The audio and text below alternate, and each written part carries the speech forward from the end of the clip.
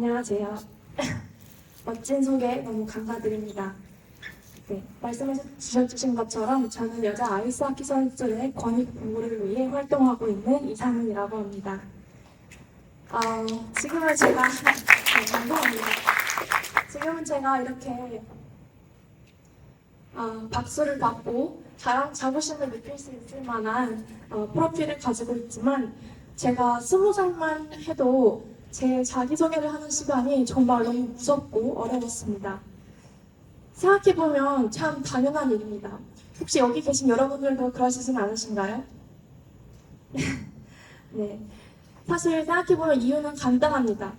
우리는 지금까지 아주 제한된 선택지 안에서 삶을 살아왔기 때문입니다. 학창시절을 되돌려 볼까요? 우리는 지금껏 기껏해야 문과, 이과, 조금 더 나아가면 예체능 이렇게 제한된 선택지 안에서 다소 획일화된 선택들을 하며 살아왔습니다. 그런데 갑자기 20대가 되고 그 선택지의 수가 급격하게 늘어나게 되죠. 그래서 우리는 두려움을 느끼는 것입니다. 저 역시 마찬가지였고 특히 예스걸이었던 저는 이 지점이 아주 크게 다가왔던 것 같습니다.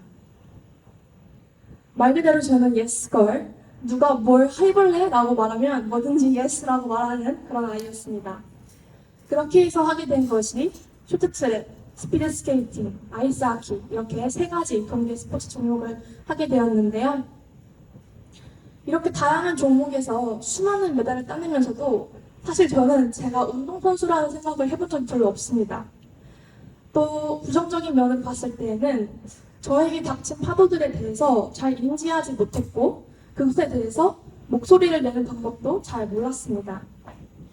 예를 들어서 쇼트트랙을 할 때에는 코치님께서 폭력을 행사하시기 일쑤였고 제가 아이스하키를 할 때에는 항상 팀에서 홍일점이라는 이유로 여러 가지 차별 대우를 받았습니다. 제대로 된 락커라면서 옷을 갈아입어본 기억이 잘 없던 것 같아요. 항상 화장실 안에서 갈아입곤 했거든요. 근데 그 아이스하키 장비가 굉장히 커요. 30kg가 넘는 장비인데 그 많은 장비들을 구겨놓고 항상 구석에서 숨어서 옷을 갈아입었던 경험이 있습니다. 이렇게 저는 제 스스로에 대한 목소리를 낼 줄 몰랐고 그렇게 10대를 보내고 20대가 되었을 때 이 많은 일들을 혼자 감당하려고 하니까 너무 무서웠습니다. 갑자기 수많은 선택지들에서 내 삶의 진로를 결정하고 그리고 내가 겪어온 일들에 대해서 목소리를 내는 것이 너무 무서웠던 거죠. 그러다가 제가 대학교 2학년 겨울방학 때쯤에 인생에서 가장 큰 파도를 만나게 됩니다.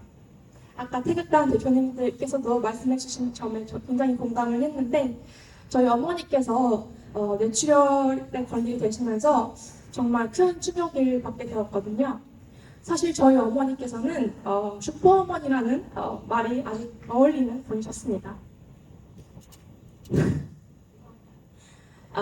여기 계시는데 제가 어렸을 때 항상 저와 제 동생을 뒷바라지하기 위해서 동분서주 하시는 분이었고 어머니가 지쳐있는 모습을 본 기억이 거의 없습니다. 그런데 제가 어머니를 데리고 응급실에 가고 어머니를 살려내주신 의사분을 처음 뵀을 때 그 의사 선생님께서 이렇게 말씀하시는 거예요. 상은 씨, 이건 아무에게나 일어날 수 있는 일이에요. 특히 이 뇌질환은 목에 유전일 확률이 높기 때문에 상은 씨도 언제 어떻게 될지 모르니까 조심해라 이렇게 말씀을 하시더라고요. 정말 뒤통수를 한 대 맞은 것 같았습니다. 일단 어머니가 없는 삶을 상상할 수가 없었던 건 물론이고 무엇보다 내가 당장 내 삶이 내일 끝난다고 했을 때 제 인생은 온통 후회로만 가득할 것 같았습니다.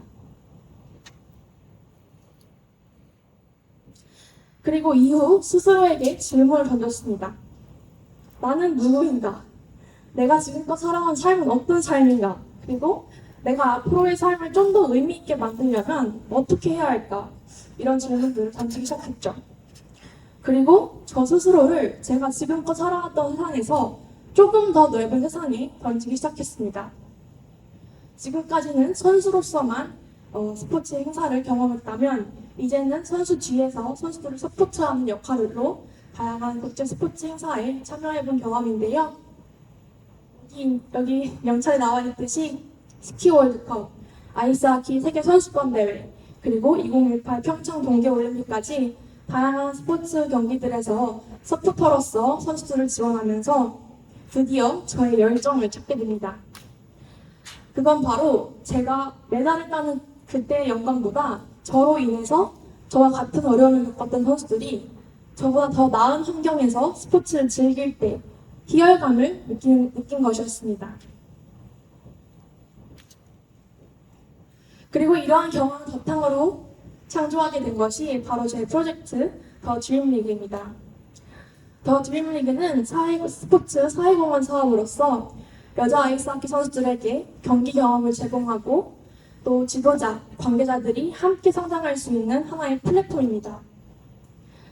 더 드림리그를 통해서 저는 대한민국 최초의 여자 아이스하키 리그를 창설했고 지금은 총 16팀이 넘는 팀들이 지금 현재 수원에서도 경기를 뛰고 있는데요.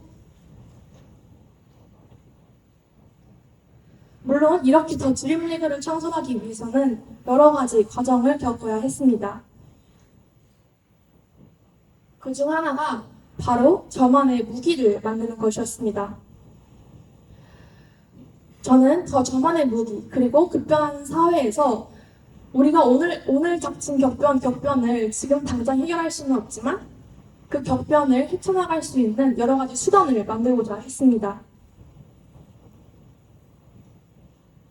그래서 제가 지금 속해 있는 국제올림픽위원회 IOC 영리너스 프로그램에서 스포츠 사회공헌 사업에 대해서 배우고 리더십을 키우고 그리고 다양한 멘토들을 만나면서 자문을 구했습니다.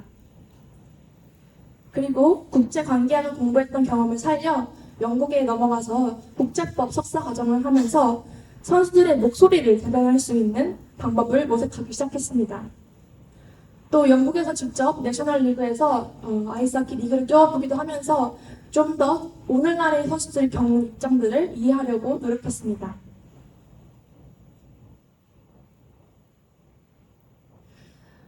물론 이렇게 무기를 장착하는 과정에서 그리고 또 내가 지금까지 속해 있던 세상에서 조금 더 넓은 세상에 나간다는 것은 그동안 정말 많은 크고 작은 실패들을 겪어야 한다는 것을 의미합니다.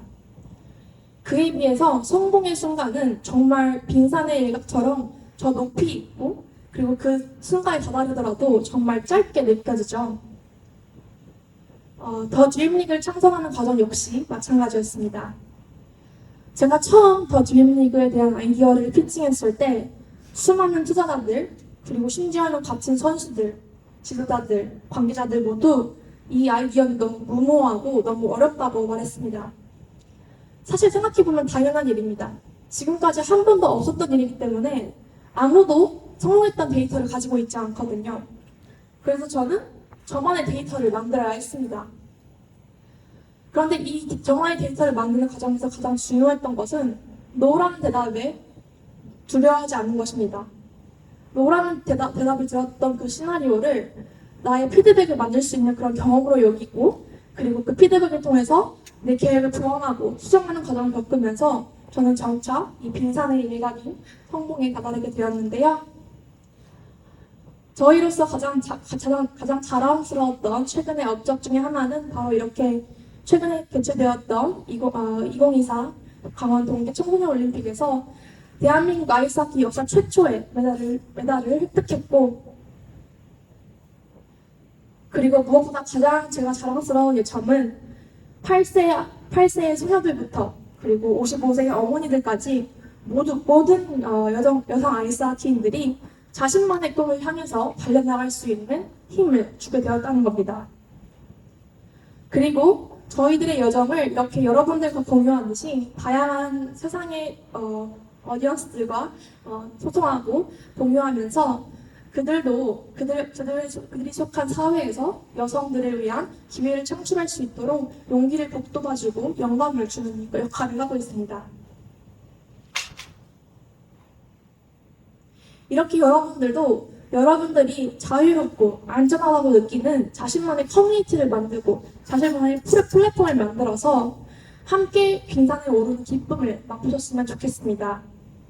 처음에 제가 더 드림리그라는 아이디어를 기획했을 때만 해도 갓 20대가 되어서 정말 세상에 대한 두려움, 그리고 더 드림리그라는 아무도 지금까지 성공하지 못했던 그런 아이디어를 성공시켜야 하는 부담감으로 가득했지만, 점점 나만의 커뮤니티를 만들고 그 사람들과 서로 용기를 북돋아주면서 훨씬 더 그 빙산이 작고 빠르게 도달할 수 있는 지점처럼을 그렸습니다.